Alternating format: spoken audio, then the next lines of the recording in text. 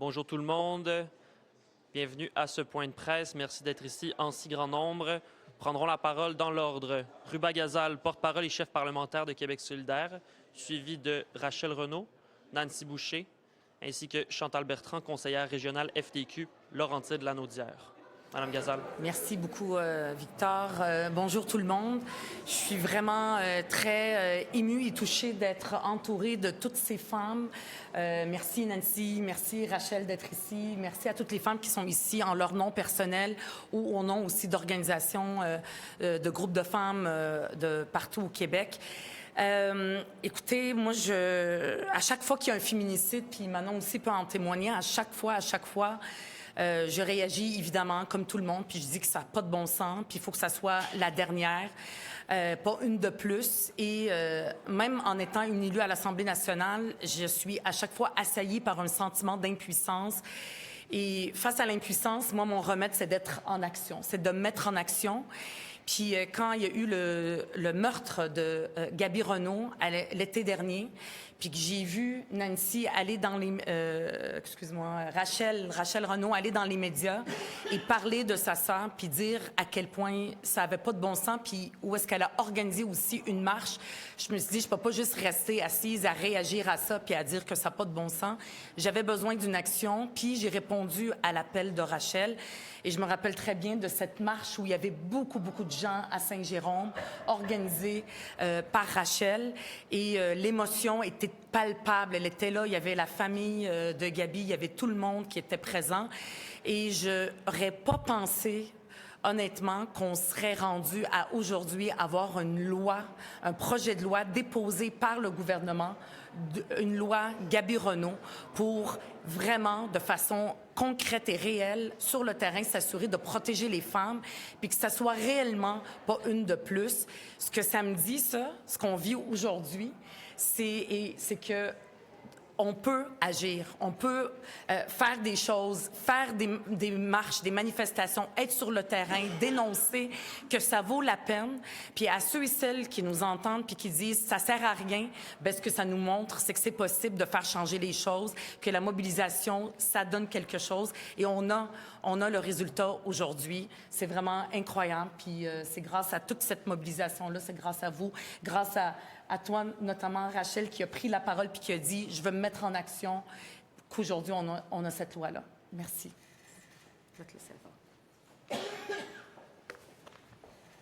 Bonjour. Donc, le 27 septembre dernier, tout semblait être une journée comme les autres. J'avais passé la journée avec ma nièce, la fille de ma sœur, Gaby Renaud. Nous avions partagé un beau moment ensemble au Café Arthur. Nous avons ri, nous avons profité du moment. Rien ne laissait présager que quelques heures plus tard, notre vie basculerait à jamais. À notre arrivée à la maison, une voiture de police nous attendait. Un policier s'est approché de moi et m'a annoncé que le corps de ma sœur avait été retrouvé sans vie dans son logement. À cet instant précis, je me suis effondrée. Et au fond de moi, immédiatement, mon instinct me disait déjà « c'est lui qui a fait ça ». Quelques heures plus tard, les enquêteurs de la Sûreté du Québec et de l'Unité des crimes contre la personne me confirmaient que ma sœur avait été assassinée. À partir de ce moment-là, ma vie est devenue un cauchemar dont je ne me réveillerai jamais complètement. Ma sœur est devenue une victime de féminicide. Le 12e féminicide de l'année 2025. Derrière ce mot « féminicide », il y a une femme, une mère, une sœur, une fille, une amie, une famille entière détruite. Il y a des enfants qui grandiront sans leur mère. Il y a des anniversaires qui ne seront plus jamais célébrés de la même façon. Il y a des chaises qui resteront vides pour toujours. Il y a une douleur qui ne quitte jamais ceux qui restent. Cet homme, un multirécidiviste de la violence conjugale, a tué ma sœur. Gaby Renaud n'est plus.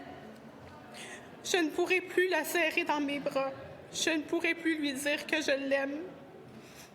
Je ne pourrai plus lui rappeler qu'elle n'était pas seule.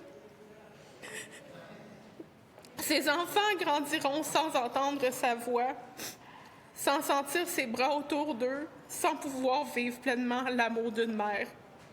Et malheureusement, les enfants qui perdent leur mère dans un contexte aussi violent porteront souvent ces blessures toute leur vie. Au début de ce deuil, je voulais vivre cette souffrance seule, dans le silence.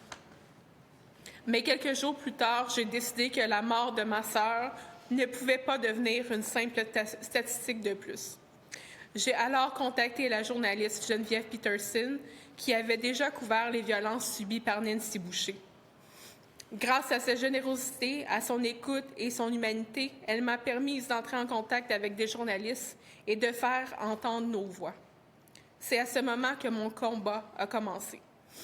Parce que lorsqu'une femme de notre famille ou de notre entourage est victime d'un féminicide, notre monde s'écroule. Et parce qu'aucune autre famille devrait avoir à vivre ce que nous vivons aujourd'hui. C'est pour cette raison que je me bats. Et c'est pour cette raison qu'aujourd'hui, nous avons déposé la loi Gaby-Renault. Cette loi représente beaucoup plus qu'un projet législatif. Elle représente une possibilité de prévenir, une possibilité de protéger, une possibilité de sauver des vies. Je pense à ma nièce, je pense à mes nièces de cœur, je pense à toutes les jeunes femmes du Québec qui méritent de vivre des relations saines, sécuritaires et exemptes de violence. La loi Gaby-Renault permettra à des femmes de mieux connaître les antécédents violents d'un partenaire et de prendre des décisions éclairées pour leur sécurité. Parce qu'aucune femme ne devrait découvrir tôt ou tard qu'elle partage sa vie avec un homme violent. Aucune femme ne devrait avoir à vivre dans la peur.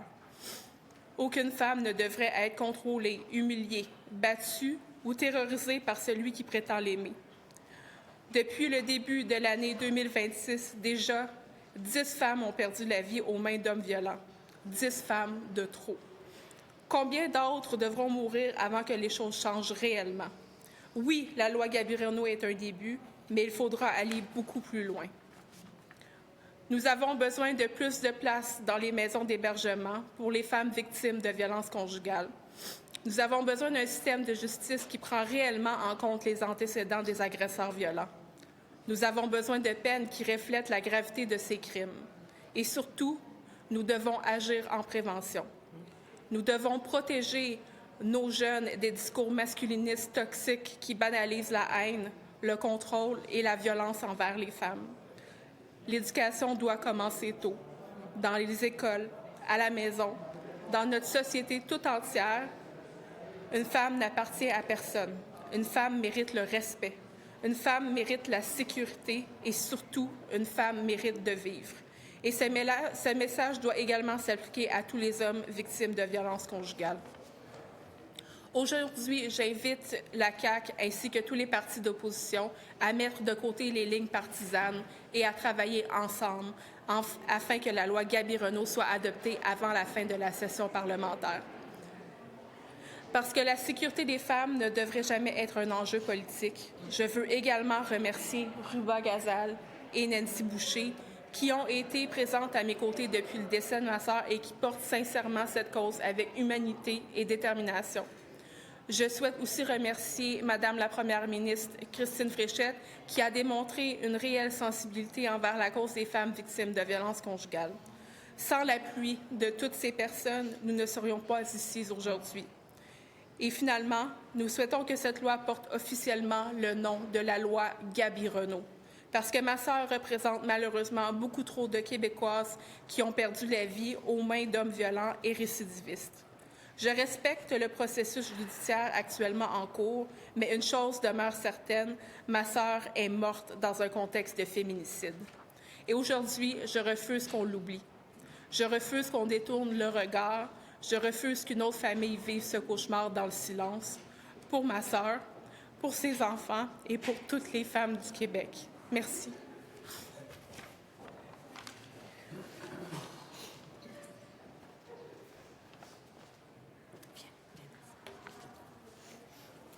Bonjour tout le monde. Aujourd'hui, c'est avec énormément d'émotion, de fierté et d'espoir que je prends parole. Aujourd'hui, une étape historique est franchie pour la protection des victimes de violences conjugales. Aujourd'hui, je peux enfin le dire, c'est une immense émotion. La loi Gaby-Renaud est officiellement déposée. C'est un pas immense pour les femmes, c'est un pas immense pour la violence conjugale. Ce dépôt représente beaucoup plus qu'un projet de loi. Il représente un changement, une prise de conscience, une volonté d'agir avant le pire. La loi Gaby-Renaud est une avancée majeure pour mieux protéger les victimes de violences conjugales. Elle envoie un message clair, simple et fort. La violence conjugale est inacceptable et désormais nous choisissons d'agir. Cette loi permettra aux femmes de prendre des décisions mieux informées, des décisions pour leur sécurité, des décisions pour leur avenir et parfois même des décisions pour leur survie. Aujourd'hui, malgré la douleur derrière cette histoire, il y a aussi de l'espoir. Parce que Gaby ne sera jamais oubliée.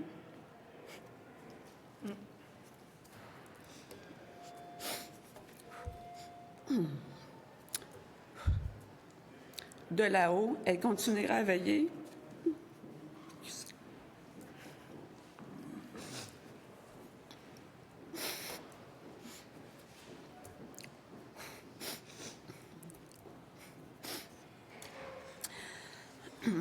De là-haut, elle continuera à veiller à travers ce projet de loi. Son histoire ne s'arrête pas ici. Elle devient protection, elle devient action, elle devient un héritage qui pourra sauver des vies. Son nom devient aujourd'hui un symbole.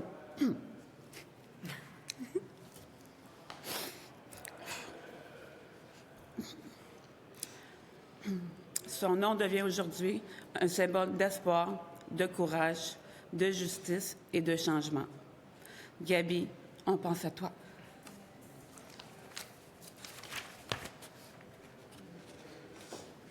Je m'en vais. On reste.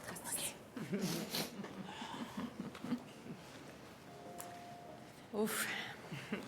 C'est beaucoup d'émotions. Monsieur Yves Imbeau était censé être avec nous aujourd'hui. Malheureusement, il ne peut y être. Papa de Joanie Imbeau, qui est aussi décédé en juin dernier, donc un autre féminicide de 2025.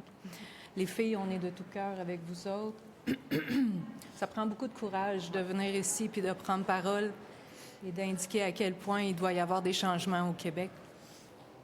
Donc, M. Imbeau est notre président de notre comité violence conjugale, la FTQ Laurentide-Lanaudière. On est fiers que ce soit un homme qui porte cette parole-là à la FTQ Laurentide-Lanaudière. Puis pour notre comité, l'instauration d'une loi de type Claire représente une avancée concrète vers une justice davantage axée sur la prévention. On va l'appeler la loi Gaby-Renaud parce que nous aussi, on aimerait que ce soit cette appellation-là. Cette approche permettrait notamment aux victimes potentielles d'avoir accès à des informations essentielles leur permettant d'évaluer leur niveau de danger et de prendre des décisions éclairées pour leur sécurité. C'est super important. Les femmes ont le droit de savoir si elles sont en danger. Les informer, prévenir, protéger doit devenir une responsabilité collective afin d'éviter que d'autres drames aient lieu. Et d'autres féminicides. On va appeler ça des meurtres, parce que c'est vraiment des meurtres.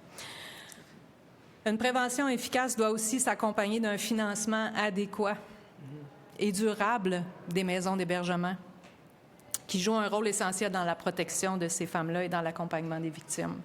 Une telle mesure permettrait notamment de reconnaître le droit des victimes potentielles à une information essentielle concernant leur sécurité, de prévenir les féminicides avant qu'il ne soit trop tard, d'accorder la prévention une importance égale à l'intervention après les violences, de renforcer un filet de sécurité impliquant les corps policiers, les ressources d'aide, les maisons d'hébergement ainsi que les milieux de travail. Ça permettrait aussi d'assurer une continuité logique avec les revendications syndicales qui visent la protection des travailleuses vivant des violences conjugales.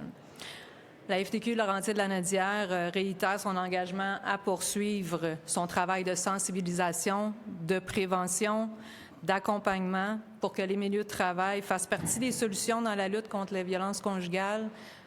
Et nous serons là et nous répondrons présents partout où nous pourrons l'être pour faire avancer la cause des féminicides au Québec. Merci. Merci Ruba, merci Nancy, merci Rachel, merci Chantal. On va maintenant prendre une période de questions. Si vous pouvez vous nommer ainsi que votre média. Commençons en français. Marie-Josée. Oui, alors Marie-Josée Paquette-Comeau, Radio-Canada. Madame Gazal, il y a le dépôt de ce projet de loi-là. Est-ce que vous trouvez qu'il va assez loin? Est-ce que ça satisfait, en fait, votre désir actuellement? Puis on sait que Mme Fréchette a proposé de l'hébergement, de l'argent pour des maisons d'hébergement. Donc, vous, comment vous voyez un peu les actions du gouvernement actuellement par rapport à ça? Pour prévenir les féminicides, puis qu'on n'ait plus cette liste horrible de femmes qui meurent aux mains de leur conjoint ou leur ex-conjoint, ça peut pas être une seule action. Ça prend un ensemble d'actions. Aujourd'hui, la loi Gabi-Renault, c'est quelque chose qui a été demandé, que j'ai demandé et qui est déposé. On va regarder les détails. Et évidemment, c'est sûr que je salue le travail de la première ministre puis le fait qu'elle l'ait déposé aussi rapidement puis qu'on va l'adopter dans le peu de temps qui nous reste. Mais pour ce qui est de son engagement d'avoir plus de ressources dans les maisons d'hébergement pour femmes victimes de violences, ça répond pas du tout aux besoins. En ce moment, il faut savoir que quand une femme prend son courage à deux mains pour appeler SOS violence conjugale, 50% d'entre elles, puis dans d'autres régions plus que ça, se font dire qu'il n'y a pas de place. Et ce que ça prend, c'est des places en maison d'hébergement. Et aussi des intervenantes. Il faut qu'il y ait des ressources, des personnes qui aident aussi ces femmes-là.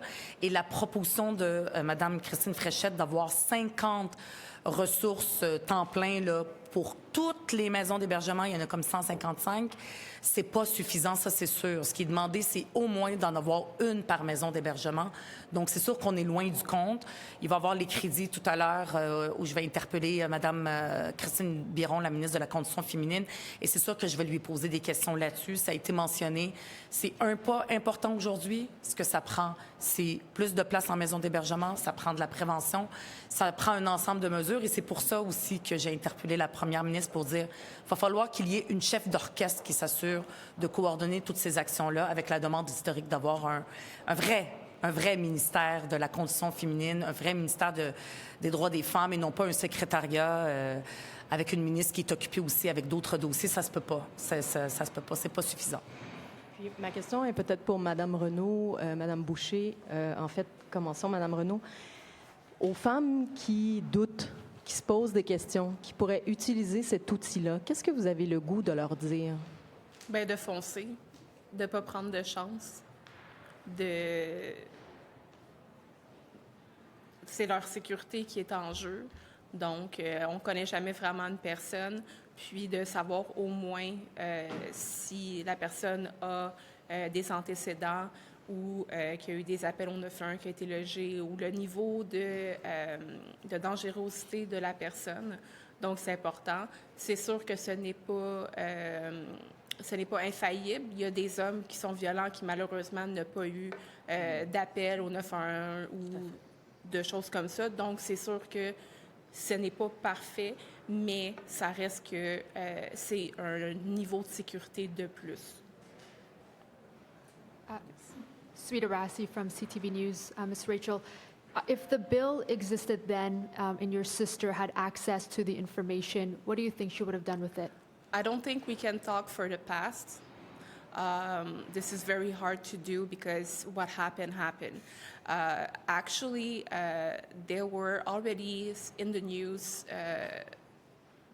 a journalist, Geneviève Peterson, did an article in TVA Nouvelle about what happened to Nancy with the accused.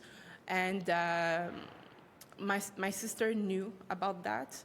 But like we often say, the violence in a couple, it's a vicious cycle that when you were out of it, it's very difficult to understand why they stay and all that. And I tried my best. My family tried also for her to not go back to him, but she needed love. That was mostly the answer she gave me at that time.